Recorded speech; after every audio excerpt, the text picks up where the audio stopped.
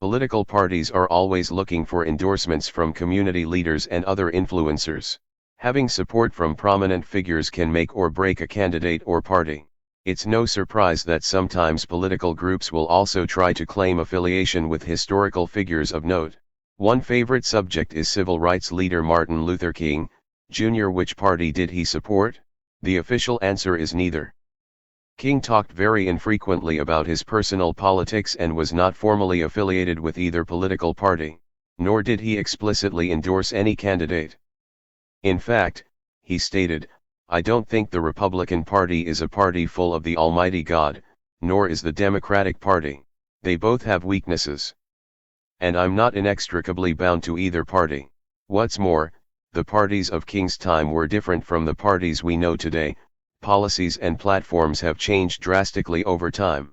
According to King biographer David J. Garrow, King was fond of some Republican politicians, such as Richard Nixon, although it is almost certain that King voted for Democrats John F. Kennedy in 1960 and Lyndon Johnson in 1964. Among the few times he ventured into open partisanship was to denounce Republican presidential candidate Barry Goldwater, who, as a senator, had voted against the Civil Rights Act of 1964. King said in an interview, "I had no alternative but to urge every Negro and white person of goodwill to vote against Mr. Goldwater and to withdraw support from any Republican candidate that did not publicly disassociate himself from Senator Goldwater and his philosophy." Although King supported Johnson's presidential campaign, he later spoke out about his dissatisfaction with Johnson's handling of the Vietnam War.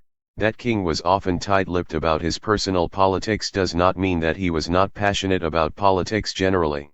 His commitment to social and economic justice for African Americans defined his career, and he frequently expressed skepticism toward capitalism generally. He famously said, "A nation that continues year after year to spend more money on military defense than on programs of social uplift is approaching spiritual death."